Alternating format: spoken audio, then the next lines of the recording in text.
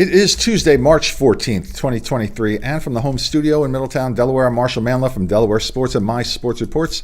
This is a special interview edition of our show, and shortly we will meet the Delaware High School Girls State Basketball Champions, the Warriors, from the Sanford School in Hockessin, Delaware. Hockessin? Yeah, I think they're in Hockessin. Yeah, right on the outskirts of Wilmington there. But before we get started with that, and before we meet our guests, I would just like everybody to know that this is brought to you by allaboutsportsu.com.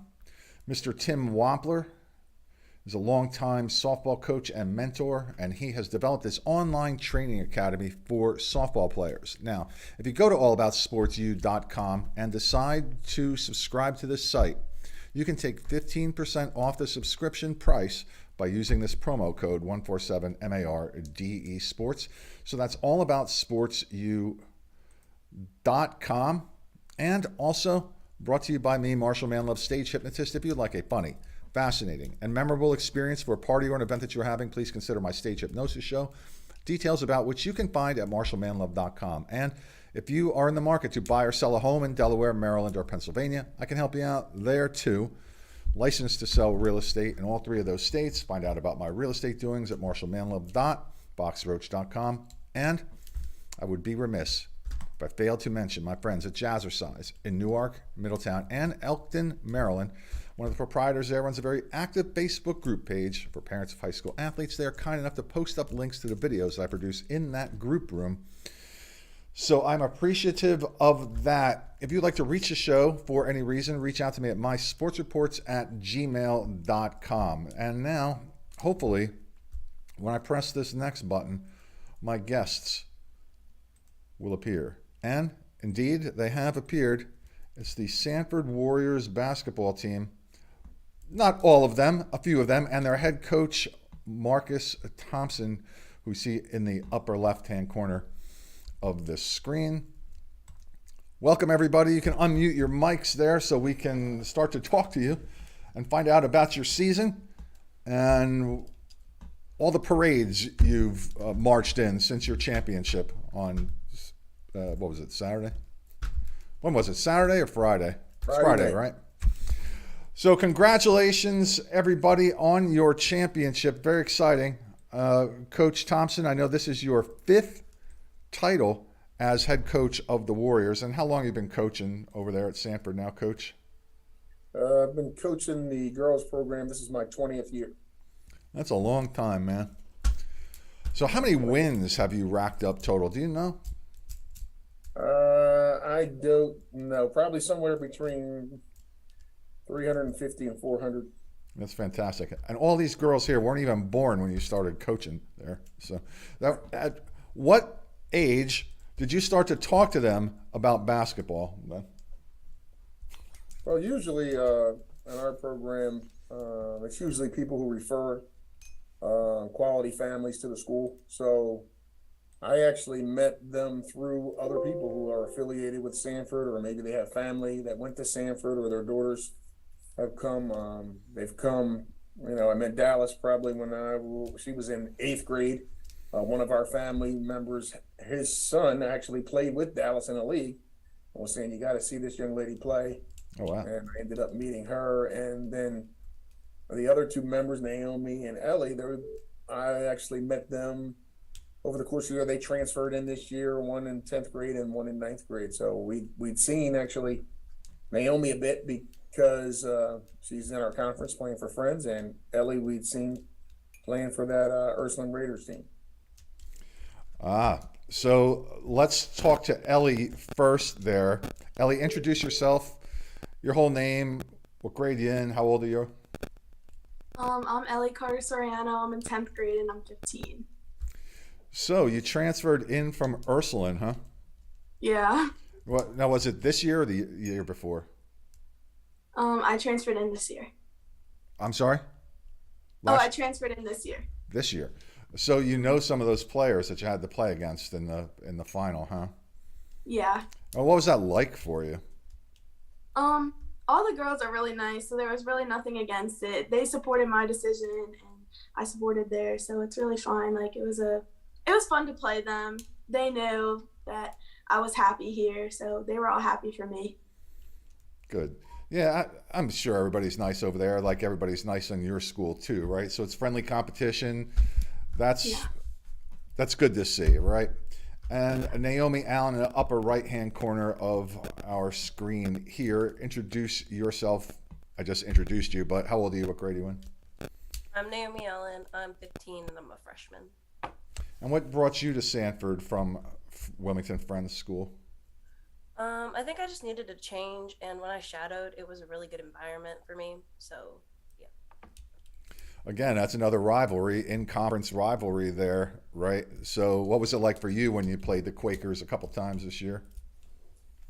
It was fun. It was a little tough to play against my friends instead of with them, but I had fun, and I think they had fun. We all met up after the games. So. So do you think it's you would prefer playing against friends in a competitive setting like that, or against somebody that you don't really like so much? Friends. Who would you prefer playing against? Somebody that, and I'm somebody that you are like you're friends with, or somebody that you're not friends with. Let's put it that way. Someone that I'm not friends with. Okay, why is that? It's easier to play against someone you're not friends with. I think Okay. for me. All right. And Dallas Pierce, bottom right-hand corner there. Tell us a little bit about yourself. How old are you? What grade are you in? I'm Dallas Paris. I'm a senior this year, and I'm 17. So you had a big day in the championship game, 24 points. What's the final score? 58 to, what was it there? 46. 46. Yeah, talk about your game that day in Dallas. The game was just locked in. It was locked in. We were locked in all week, really. You can see by our other playoff games, we were all locked in. So we just didn't treat it like any other game. We were locked in the whole time. So it was a good game. So that the first time, wasn't the first time you played at the Bob Carpenter Center, right? No, sir. Yeah, you were there how many times? Probably the last. Just last year, because sophomore year, it was COVID. So we played somewhere else. Right. And congratulations. I know that you scored your 1,000th career point recently. Thank you. We Thank talked you. about this here, and I know that you're going to play for a Division I school. Want to talk about that? It's exciting. I'm blessed definitely to be able to play at the next level, and it's going to be a great experience this summer and the next couple upcoming years. Yeah, so tell everybody where you signed to play. The University of Massachusetts. And what was your decision-making process there? Did you have offers from any other places? Yeah, I had a couple other offers. Well, my last two I was deciding between was VCU and UMass, and the big deciding factor was like the family part and the growth part, and a school that's going to really challenge me to be a better version of myself. So that's why I chose UMass. Good answer. So, Coach, you're undefeated in the state this year. Congratulations on that. You played Ursuline earlier in the year. And I know that's a very, very young team there.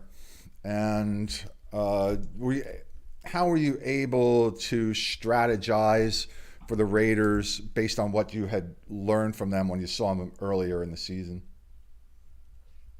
Well, I think, we do the normal things. We watch film, and we'll scout games, try to pick up tendencies. But, the thing about it is, even if you play a team 2 weeks, 3 weeks earlier, they're generally a different team by the time you play them again. Mm-hmm. The good part for us, it really wasn't about Ursuline. For us, it was really about us. If we could lock in and be committed to each other. I mean, these kids are going through so much in their lives, and there's so many distractions with social media and all kinds of other things going on in their lives. To just shut down and lock in for a week and a half is harder than people think. It's a lot harder than when I was playing. I can tell you that. And they did an excellent job of doing that. So we really locked in and focused on some defensive principles. Ursuline, you have to do some stuff a little bit differently because they play a different style than most teams play. So, We changed a few things, modified it a little bit, but the true credit comes down to the kids executing the game plan. True, it's one of those sports you have to make the shots, right? You shoot the ball and it has to go in the net. Otherwise, it doesn't matter what else happens there, right? So let me ask that question about the social media impact for the three of you. Whoever wants to take this is fine. How does that impact your thought process at all, if at all, throughout the course of the season and leading up to the championship game? I think for us as a team, I can't speak for other teams, but for us, when we see social media, especially against us, I think it motivates us to be a better version of ourselves. It pushes us over the edge and gives us something, more stuff to fight for. That's how I know for us as a team, that's how we react to social media and stuff like that. Was most of it positive, or was it kind of some negativity sewn in throughout most of the positive? How did that look for you? We're typically one of the better teams every year, so we're going to have people for us and against us, and we don't let it get to us. We love our supporters, and if you're against us, you're against us. I mean, it's okay. But we take it on the chin, and we keep it going. Yeah, I guess it's one thing. There's friendly rivalries and all that, and there's always some kind of smack talk, trash talk. It's the same through any sport at all levels.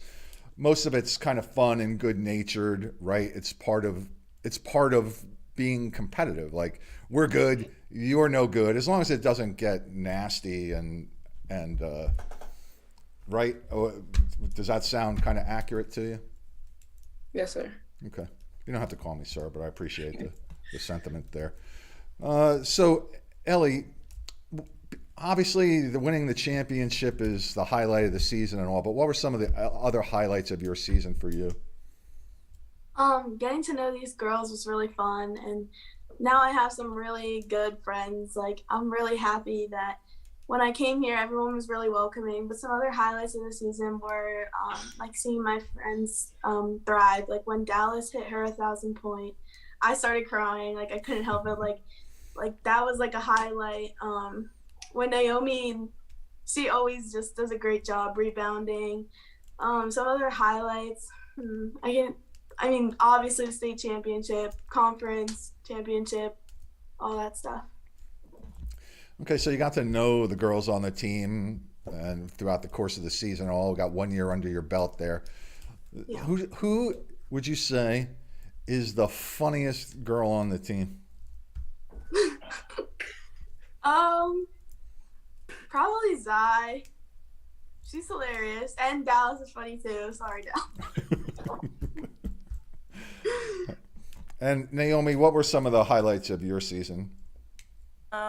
Definitely winning the state championship, winning the conference championship, just being in practice. I feel like sometimes we had really fun practices, and even though we worked hard, we would be laughing and talking, and it was really nice.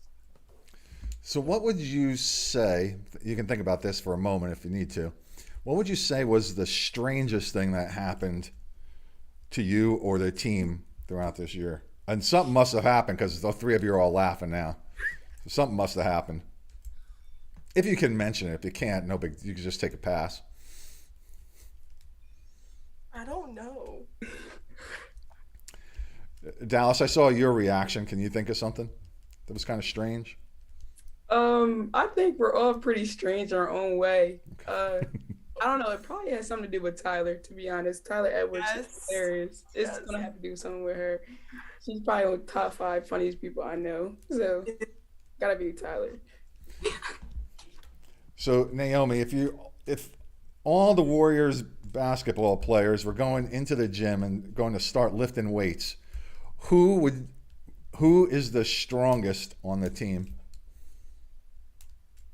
Probably Tyler.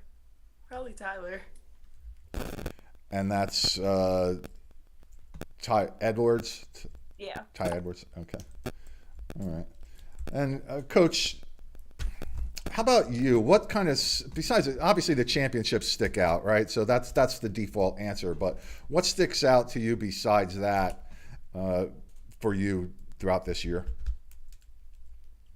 Well, first of all, we had a really, really challenging schedule. I normally would never do a schedule like I did this year. But, you know, it's been the last few years with COVID. I think it's really been important to try to get these girls as many opportunities to be seen by coaches in various areas.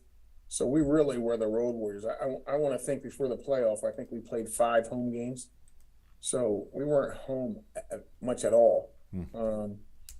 The thing that sticks out about this team is I didn't know how that was going to work with new pieces coming in. But I think I really challenged them a lot, and which is it's difficult. But they managed to bond together. But by the end of the year, I really felt there was something different about this team, that they'd finally come to the realization. And I told them all year when we got in state that there's only one team that could beat us, and that would be us. And by the end of the year, I think I started to see that message sinking in, and all the little things they started to do. They started bonding. They started working harder. If someone, you know, had a bad day, they would pull her up and talk to her and try to get her back inspired. And they weren't afraid to go to each other and talk to each other about things they thought they could do better, which I thought was very important too. So, you know, this was a special, and still is a special group. And to see them have it all culminate at the end, I mean, not only did we won the state championship, but in my opinion, 3 of the better teams in the state, which would be Tatnall, Caravel, and Ursuline, we didn't beat just once. We beat them all twice. And I don't think that's ever happened in my career here, where we had to play 3 of the best teams 2 times, and we managed to come out on top each time. Yeah, and you played Caravel, the defending state champions, within just a couple weeks period of time too. And so the first game with Caravel was only 5 points, but you ended up beating them by 43 the second time you beat them. That's a big difference. What happened between those 2 games? Well, I think, again, this goes back to the previous statement, which is it wasn't really about Caravel. It was all about us. We didn't feel like we played well the first time. Okay. And I don't know exactly what the reason was. And I mean, we'd come off some tough games. We had just come back from Ursuline and Tatnall, so there were some tough games there. And you were playing them at their place where they play extremely well. But I think this was about a commitment to being better. And we had done that all the way through the playoffs. And it starts with your captain. It starts with Dallas. And, you know, and I rode Dallas pretty hard about defensively. I know she actually went upstairs and had a private film session with one of the coaches to look at some things defensively that she could do different. And then more importantly than that, she put it, you know, out there that her mindset was going to be defensive first. And that's hard to do, especially nowadays with everything that's going on. And if you can imagine doing that when you're in the midst of this run to 1,000 points, but to say, hey, I'm going to lock in defensively first. This is what my team needs. And you add that to the fact that everybody else was locked in and playing well and executed a game plan that was, I mean, that's probably as well as we've defended against a team based on what they do in probably 5 years or so. So, you know, that's the huge margin. I don't think any of us could have expected to win by that much, but I do know I expected us to play really well. Well, the evidence is there that you did, that's for sure. What do you do during the course of the year off court to help the team kind of pull together and bond, if anything? Dallas, you want to answer that one, D? For us, I think we see each other every day. You know, we go to school together. We're with each other constantly. So we'll probably take each other to some games. You know, it's basketball season. We all join basketball, so we'll go to some games, or we'll just chill with each other and we'll just hang out with each other in between. Like, let's say we have a late practice, we'll just hang out together or get something to eat. So we're always together constantly. So that's how we really bonded. When you go out to eat in the area, where do you go? Where's your favorite place? Well, the closest place to our school is the Well. It's like right across the street from our school, so we'll probably go to the Well. We don't want to like drive so far, so we just go right across the street to the Well, or Wawa down the street. So nothing crazy. Do any of the team parents have like a team dinner or anything like that? Not usually. Okay. Because my next question was going to be whose house is, your favorite to go to eat? Can't ask that now since you don't do it. But let me ask this instead. So successful players and athletes generally have some kind of ritual or habit that helps kind of keep them focused in some way. And basketball is one of those sports that lend itself to that, particularly because there's a lot of muscle memory involved.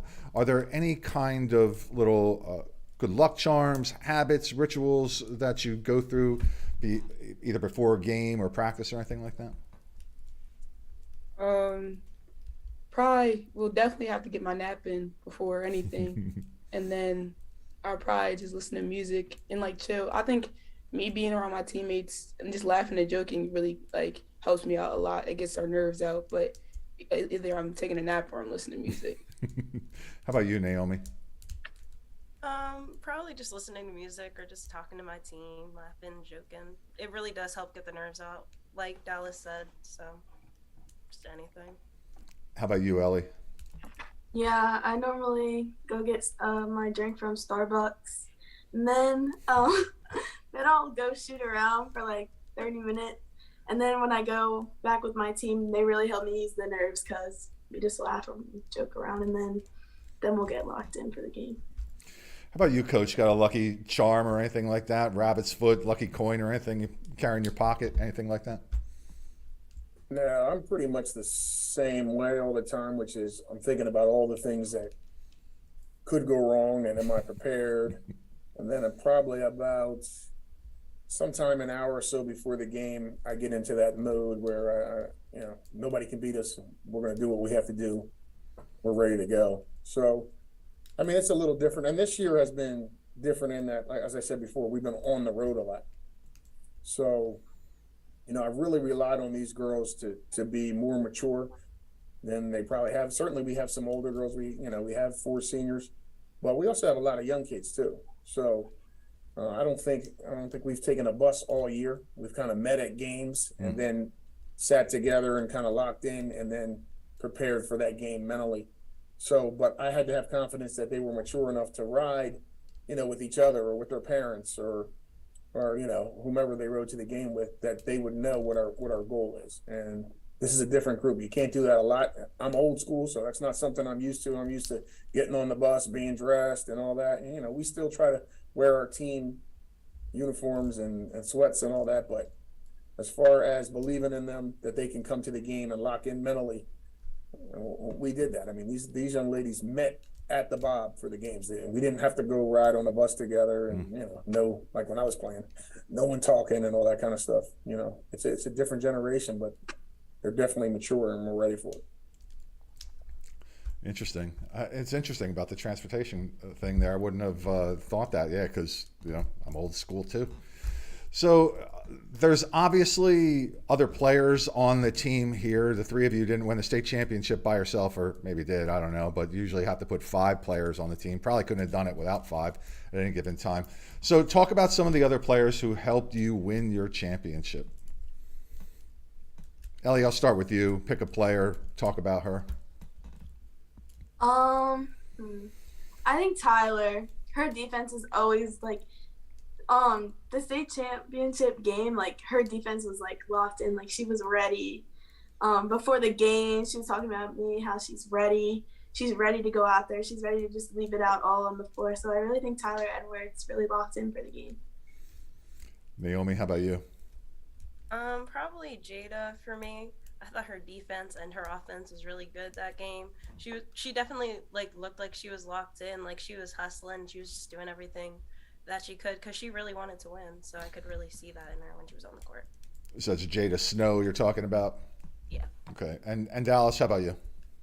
Probably talk about both my fellow seniors and Zai and Zoe. They both were locked in. They know how much it meant to us. Like all 4 of us, all 4 seniors meant to us to be there. So they were definitely locked in. Zai was locked in. Zoe was locked in.